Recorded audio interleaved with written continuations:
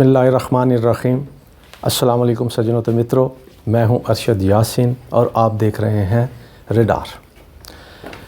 सज्जनों तो मित्रों, अरशद शरीफ के कत्ल और उस पर होने वाले कमीशन दर कमीशन इंक्वायरी और मुख्तलिफ़ बयानात और उसमें असल कातलों को कुछ छुपाने की बात, कुछ सामने लाने की बात, और ये अजीब व गरीब मामला जो है सामने आ रहे हैं।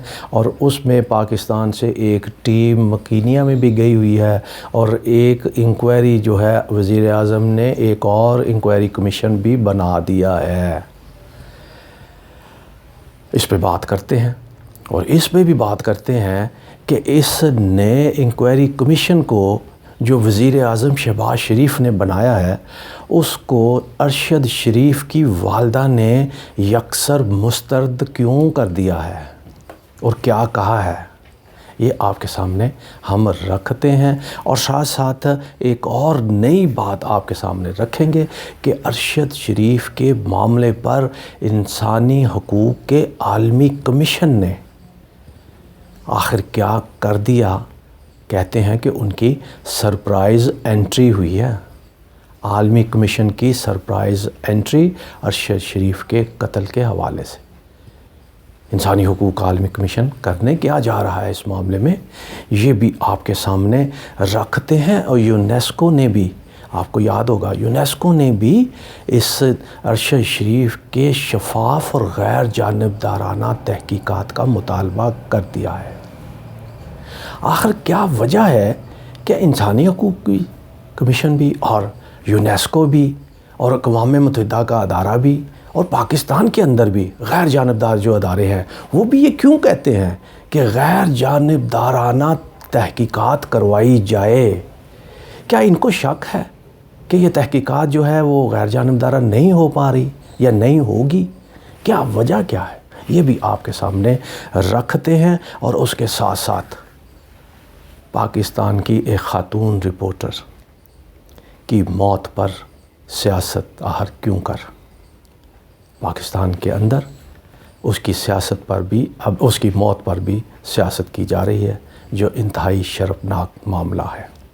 सज्जनों तो मित्रों, ये सारी चीज़ें आपके सामने रखते हैं। और पिछले व्लॉग में मैंने आपसे वादा किया था कि मैं आपको बताऊंगा कि हुकूमत भाग गई क्यों।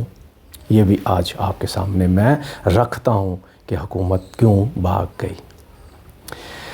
सज्जनों तो मित्रों, लॉन्ग मार्च के दौरान पाकिस्तान की एक ख़ातून रिपोर्टर, जो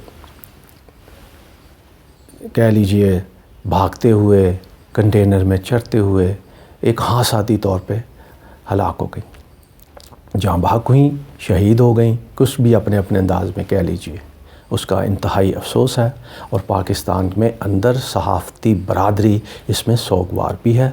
और बहुत सारे सियासी लोग, इमरान खान समेत बहुत सारे सियासी लोग वहाँ पर उनके घर ताज़ियत के लिए भी जा चुके हैं और मुसलसल ताज़ियत जारी है। लेकिन सोशल मीडिया पे और पाकिस्तान टेलीविज़न के कुछ चैनलों के अंदर ये बात जो की जा रही है, उसकी मौत पर भी सियासत की जा रही है। ये यकीनन इसका आगाज़ हुकूमती वज़रा की तरफ से जो गैर ज़रूरी और गैर ज़िम्मेदाराना बयान की वजह से इस पे सियासत की जा रही है। और उनके सारे लोग, उनके चाहने वाले, उनके मुखालफिन आपस में फिर बहस मुबाहिसा शुरू कर बैठे। सदफ़ नहीं, इसकी मौत किस तरह हुई तो सोशल मीडिया ने दिखा दिया, तफसीलात सामने आ गई हैं। और उसमें हुकूमत की तरफ से भी, वज़ीर आज़म की तरफ से भी और वज़ीर आला पंजाब की तरफ से भी उनको 50-50 लाख रुपए और उनके बच्चों की ताहयात कफ़ालत की बात भी की जा चुकी है। अब उसमें उनको नौकरियां देने के हवाले से भी पंजाब हुकूमत ने कह दिया, उनकी बेटी को भी, उनके बेरोज़गार खामद को भी नौकरी दे दी गई।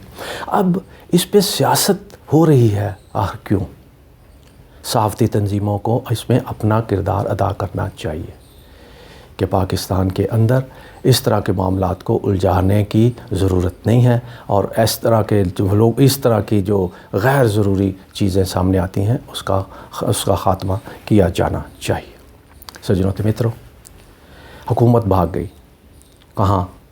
آپ کو یاد ہوگا، یاد کروا دیتا ہوں میں کہ ارشد شریف کے قتل کے فوری بعد عدالت نے حکومت کو یہ احکامات جاری کیے تھے کہ آپ فوری طور پر جوڈیشل کمیشن بنا دیں اس کی غیر جانبدارانہ تحقیقات کے لیے۔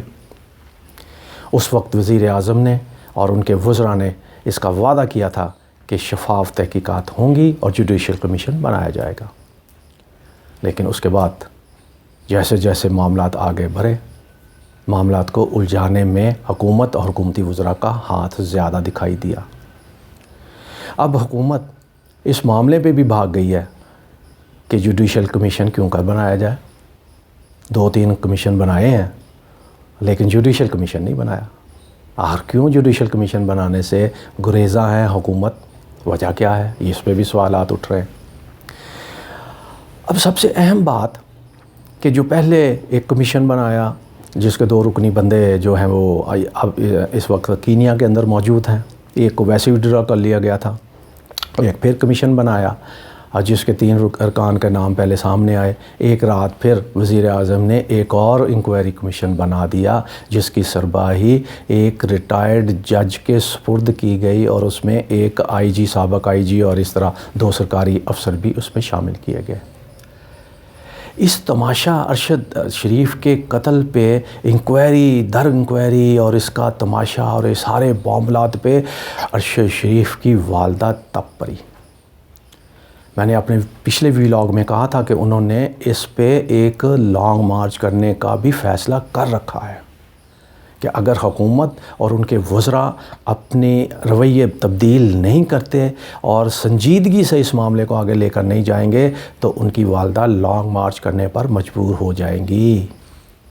آج انہوں نے اپنی خاموشی توڑ دی ہے اور انہوں نے ان تمام نام نہاد کمیشنروں کو مسترد کر دیا ہے اور کہا ہے کہ میں کسی وزیر اعظم کے ایسے کمیشن کو نہیں مانتی جو غیر جانبدارانہ تحقیقات نہ کر سکے۔ میں سمجھتی ہوں کہ حکومت اس پہ سیاست کر رہی ہے، میرے بیٹے کے قتل کے اصل جو قاتل ہیں ان تک پہنچنے میں رکاوٹیں کھڑی کر رہی ہے، اس لیے میں ان تمام کمیشن جو بنائے گئے ہیں ان کو مسترد کرتی ہوں۔ سجنوں و متروں، پاکستان کا قانون یہ کہتا ہے کہ جس کا کوئی بندہ حادثے کا شکار ہو جائے یا مرڈر ہو جائے یا کچھ بھی ہو جائے، ان کی خواہشات، ان کے بیانات اور ان کے ڈیمانڈ پر ہی سارے معاملات چلتے ہیں، اور تفتیش کار جو ہیں وہ بھی ہاتھ بعض اوقات کھڑے کر دیتے ہیں کہ جناب معاملات یہ ہے کہ ان کے گھر والے ہی یہ کہتے ہیں، ہم کیا کریں؟ وہی کہتے ہیں کہ کارروائی کرو یا نہ کرو، کارروائی کرو تو کرتے ہیں، نہیں کرتے نہیں کرتے۔ یہ بیسک چیز جو ہوتی ہے وہ لواحقین کی بات ہوتی ہے۔ اب اس معاملے میں بھی ارشد شریف کے لواحقین نے وزیر اعظم کے بننے والے کمیشن پر عدم اعتماد کر دیا، مسترد کر دیا۔ اب بات تو پھر سیدھی ہے، اب کمیشن والے جو مرضی رپورٹ دیں مشکوک ہو جائے گی، متنازع ہو گئی، کیونکہ اس پہ اعتبار ہی کسی کو نہیں ہے۔ لیکن اس میں مایوسی والی بات نہیں ہے سجنوں و متروں۔ پاکستان کی حکومت کی طرف سے ہونے والے معاملات اس پہ اعتماد ہوا ہے، لیکن اس میں جب اللہ تعالیٰ کسی کی مدد کرنے لگے تو اس معاملے میں انسانی حقوق کے عالمی کمیشن کی سرپرائز انٹری ہوئی ہے اس معاملے میں۔ کیسے؟ وہ ایسے کہ انسانی حقوق کے کمیشن نے کینیا کے اندر سے پرائیویٹ ڈیٹیکٹیوز کی خدمات حاصل کر لی ہے۔ آسان لفظوں میں آپ کو میں بتاؤں کہ انسانی حقوق کمیشن نے کینیا کے اندر سے ہی بعض ماہرین قانون جو تفتیش کار ہوتے ہیں، بڑے ماہرین، ان کی خدمات حاصل کر لی ہیں، اور ان سے یہ بات چل رہی ہے کہ آپ ارشد شریف کے قتل کی غیر جانبدارانہ، منصفانہ اور شفاف تحقیقات کر کے اس کو رپورٹ دیں انسانی حقوق کے عالمی کمیشن کو۔ اب یہ حکومت پاکستان پر اور پاکستان کے اداروں پر عدم اعتماد ہے یا نہیں ہے، اس پہ میں کچھ نہیں کہہ سکتا، لیکن یہ بات جو ہے قابل تحسین ہے کہ اس میں انسانی حقوق کمیشن نے اپنی ذمہ داریاں ادا کر دی ہیں۔ اب وہ ڈیٹیکٹیو جن کی خدمات حاصل کی گئی ہیں وہ رپورٹ کیا دیتے ہیں، اس پہ کیا عمل ہوتا ہے، یہ جیسے جیسے آئے گا سامنے میں آپ کے سامنے رکھوں گا۔ اس سے پہلے اقوام متحدہ نے بھی اور اب یونیسکو نے بھی غیر جانبدارانہ تحقیقات کا مطالبہ کر دیا ہے کینیا اور پاکستان حکومت کے ساتھ۔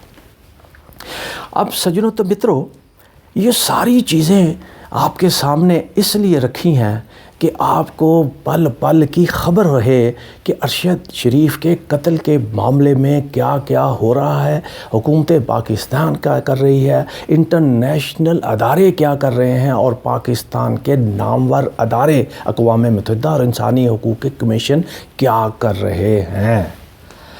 اب کینیا پہ جو ٹیم گئی ہے وہ اپنے طور پہ کام کر رہی ہے، اس کو لیپ ٹاپ بھی مل گیا، ٹیلی فون بھی مل گیا، وہ اپنی تفتیش بھی جاری رکھے ہوئے ہے، اور کہتے ہیں آخری اطلاعات آن تک کہ وقار کے ساتھ ساتھ اب خرم نے بھی اپنا بیان ریکارڈ کروا دیا ہے۔ اب اس کا بیان بھی تقریباً اسی طرح کا ملتا جلتا ہے جو کینیا کی پولیس اور اس کے بھائی نے اس سے پہلے دیا تھا۔ اب مزید اس پہ کیا تفتیش سامنے آتی ہے، کیا چیزیں سامنے آتی ہیں، وہ جیسے جیسے سامنے آتی ہیں میں آپ کے سامنے رکھوں گا۔ پاکستان زندہ باد۔